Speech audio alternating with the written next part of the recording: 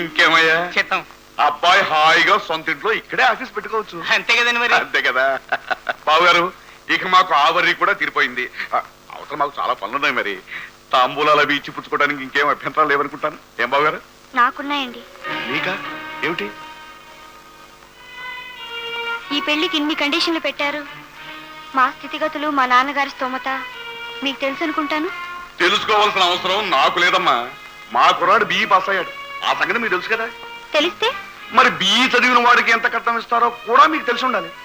అసలు ఇవేవి అడగకుండానే కళ్ళు మూసుకుని కాళ్ళు గడిగి పిల్లల్ని ఇవ్వడానికి 4 మంది సిద్ధంగా ఉన్నారు. ఎగురునా చిత్తం.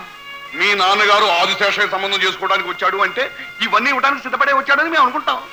మా నాన్నగారు సిద్ధపడింది సంస్కారం ఉన్న పెద్ద మనుషులను ఆశపడి, కొడుకుని పక్కన పెట్టుకుని పాడే వేలం పాటకు కాదు. ఒక్కసారి అటు చూడండి. ఆడపిల్లని కన్నందుకు, ఆ పిల్లకు చదువు చెప్పించినందుకు, ఇప్పుడు పెళ్లి చేయాలని అనుకుంటున్నందుకు తప్పు చేసిన వాళ్ళలా నిస్సహాయంగా నిలబడ్డ మా అమ్మా నాన్నని చూడండి. చూసి జాలిపడి కంటతడి పెట్టుకోమంటావా, పశ్చాత్తాపడి లెంపలేసుకోమంటావా? చూడమ్మాయి, అమ్మాయి ఆస్తులు చూసి అబ్బాయి అంతస్తులు చూసి పెళ్లిళ్ళు జరుగుతూ ఉంటాయి. కట్నాలు లాంఛనం కాదు, అవి రివాజు. ఏమిటండి రివాజు? అసలు ఎందుకు ఇవ్వాలి కట్నం? ఒక గుడ్డి దాన్ని చేసుకుంటే ఇవ్వాలి. ఒక కుంటి దాన్ని, చదువు సంస్కారం లేని దాన్ని చేసుకుని బతుకంతా పోషిస్తే ఇవ్వాలి. కానీ మీకు సలక్షణమైన పిల్ల కావాలి. ఇంటిడి చాకిరీ చేయాలి, మీ అబ్బాయితో కాపురం చేయాలి, పిల్లల్ని కనాలి, సాకాలి. ఈ సేవలన్నిటితో పాటు ఆ పిల్లల్ని కనవాళ్ళు మీకు ఎదురు చెల్లించాలి. మీ బాధ్యతని, మీ బాంధవ్యాన్ని పంచుకునే ఆడపిల్లతో పాటు మీకు లక్షలిచ్చి వాళ్ళు సజీవంగా సమాధి కావాలి.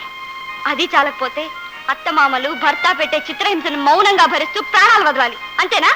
అంతేనా? అంటే అంతే. మరి అది ఆడదు ఏనాడో చేసుకున్న కర్మ. ఈ కట్నాలు కానుకలు ఇవాళ నువ్వు నేను కొత్తగా సృష్టించినవి కాదు, అనాదిగా వస్తున్న ఆచారం. ఆచారం కాదు, మీలాంటి స్వార్థపరులు ఘరానాగా చేస్తున్న దోపిడి, పబ్లిక్ గా చేస్తున్న దొంగతనం. సార్, 100 ఏళ్లు కలిసిమెలిసి కాపురం చేయాల్సిన 2 మనుషుల్ని ముద్దుగా 3 ముళ్లతో కలపాలి గాని ఇలా ముళ్ల తీగలతో కాదు. లక్షలు, బెంజ్ కార్లు, అమెరికాలతో కాదు. గురునాథం, అయ్యా, ఆ వ్యర్థ లెక్చర్లన్నీ క్లాస్ రూమ్ లో వచ్చుకోమని చెప్పు, నా దగ్గర కాదు. ఏదో ఆ పెద్ద మనిషి మొహం చూసి వచ్చాను కానీ ఇంకొక మాట మాట్లాడితే మాత్రం నేను సహించేది లేదు. ఆ సంగతి చెప్పు. నిజమేనండి, మీకిన్ని మాటలు అనవసరం. ఇప్పుడు నా మాటగా చెప్తున్నాను, వినండి. కన్నవాళ్లు తమ బిడ్డల క్షేమాన్ని కోరుకుంటారు. పెద్దింటి కోడలైతే, చదువుకున్న వాడికి భార్య అయితే సుఖపడుతుందని ఆశపడతారు. అందుకు వాళ్ళు చావడానికి కూడా సిద్ధపడతారు. కానీ సార్, ఈ కాలపు ఆడపిల్ల కన్నవాళ్ల రక్త మాంసాలతో తన భవంతులు కట్టుకోలేదు.